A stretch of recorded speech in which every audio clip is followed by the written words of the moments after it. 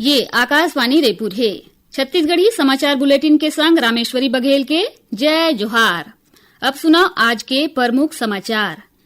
106वां संवैधानिक संशोधन अधिनियम 2023 नारी शक्ति वंदन अधिनियम लागू हो गए है। झारखंड के हजारीबाग जिला के पिपरवार केरेदारी सीमा इलाका में आज सुरक्षा बल के संग होए मुठभेड़ में 4 जन माओवादी मारे गिन।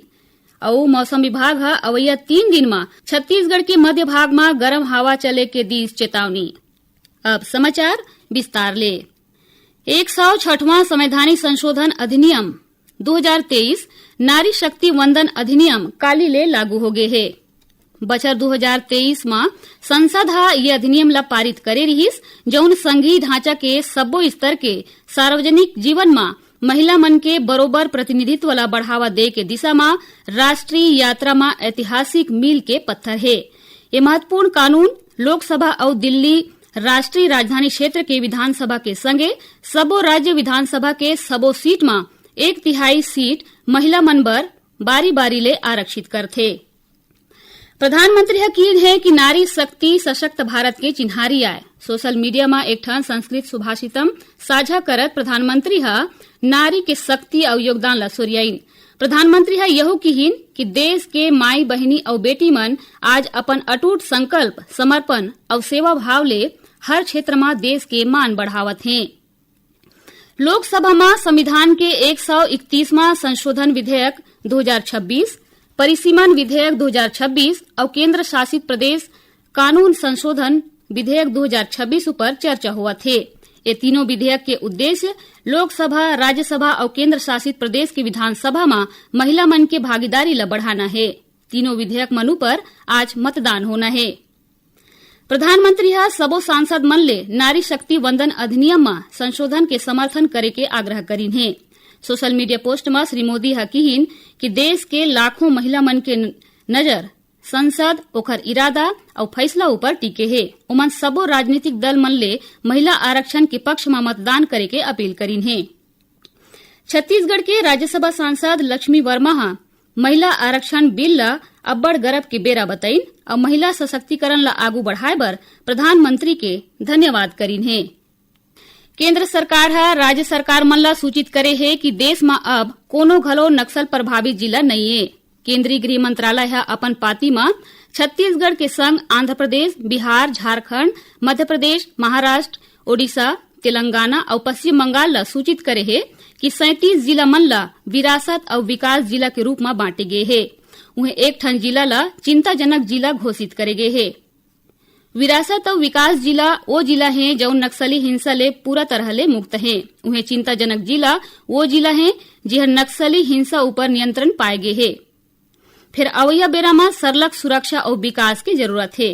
उन्हें झारखंड के पश्चिम सिंहभूम जिला 31 मार्च के बाद एकमात्र चिंताजनक जिला के रूप में सूचीबद्ध है।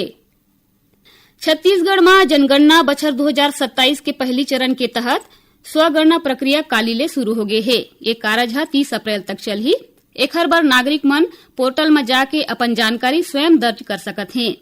रायपुर में मुख्य सचिव विकासशील स्वगणना के तहत अपन जानकारी दर्ज करीन।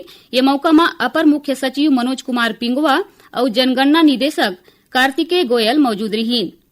ये बेरा अधिकारी मान लोगन ले स्वगणना के उपयोग करे के अपील करीन है।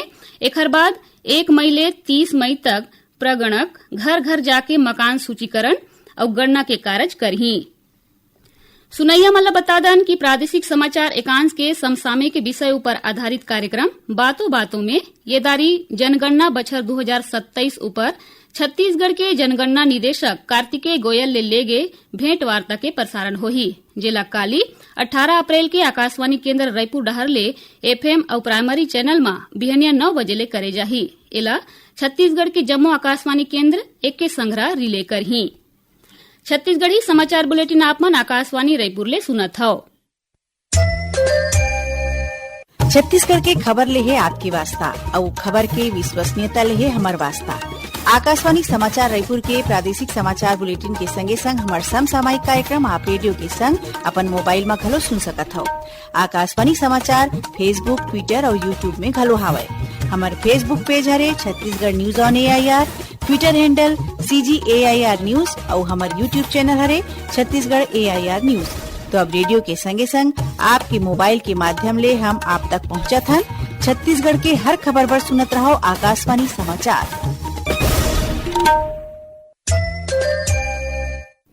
अब आगू बाढ़थन बाँचे समाचार को ती।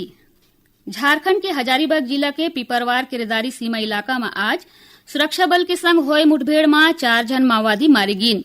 एमा माओवादी उप क्षेत्रीय कमांडर सहदेव महतो घलो शामिल है, जेकर ऊपर 15 लाख रुपए के इनाम रहीस। घटना स्थल भारी मात्रा में हथियार, गोला बारूद और माओवादी जिनिस बरामद करे गे है। शक्ति जिला के वेदांता पावर प्लांट हादसा में पुलिस वेदांता समूह के मुखिया अनिल अग्रवाल के संग 10 लोगन के खिलाफ केस दर्ज करे है। औद्योगिक सुरक्षा विभाग के शुरुआती जांच में पता चलिस कि प्लांट में सुरक्षा मानक के पालन में लापरवाही बरते गे रहीस। बता दें कि बीते 14 अप्रैल के प्लांट में हुए हादसा में अब तक 21 जन श्रमिक मन के मौत हो चुके हैं। पुलिस प्लांट ले जुड़े अधिकारी और प्रबंधन की जिम्मेदारी तय करत जांच शुरू कर दे है। उन्हें राज्य सरकार घटना ला गंभीर बतावत दोषी मनु पर कड़ा कार्रवाई के निर्देश दे है। हादसा के कारण के विस्तार ले जांच चलत है। यही बीच नेता प्रतिपक्ष डॉक्टर चरणदास महंत पत्रकार वार्ता में कहिन कि राज्य सरकार के डहर ले उद्योग मन में श्रमिक मन के सुरक्षा ऊपर कोनो ध्यान नहीं दे के सेती प्रदेश में दुर्घटना होवत है। वेदांता प्लांट मामला में सरकार डहर ले ही प्रबंधन और उखर ले जुड़े मनखे के खिलाफ बहुते सामान्य धारा में केस दर्ज करे गए है। जौन जमानती है उमन ये मामला के जांच हाईकोर्ट के जज ले कराए के मांग करीन है। वे कांग्रेस के प्रदेश अध्यक्ष दीपक बैज घलो आरोप लगईन कि उद्योग विभाग और संयंत्र प्रबंधन के लापरवाही के सेती पावर प्लांट में घटना घटी से अगर श्रमिक मन के सुरक्षा ऊपर सावधानी बरते रतीन त अतेक बड़े जनहानि नहीं होतीस।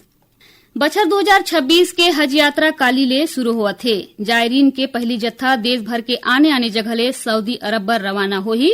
अल्पसंख्यक कार्य मंत्रालय बताईस कि 1,75,000 ले ज्यादा जायरीन के भारत ले हज यात्रा में शामिल होए के उम्मीद है। अल्पसंख्यक कार्य मंत्री किरेन रिजिजू बताईन कि मंत्रालय जायरीन के सेवा ला बेहतर बनाए बर ये बछर नवा उद्यम करे है। अब पेश है मौसम के हाल। मौसम विभाग अवैया 3 दिन में छत्तीसगढ़ के मध्य भाग में गर्म हवा चले के चेतावनी दे है। ये बेरा अधिकतम तापमान में 1 ले 3 डिग्री सेल्सियस बढ़ सकथे। एकर असर रायपुर, दुर्ग, बिलासपुर संभाग में देखे बर मिलही। उहे ए दौरान बस्तर संभाग के दक्षिणी हिस्सा में गरज चमक के संग छींटा पड़ सकत है।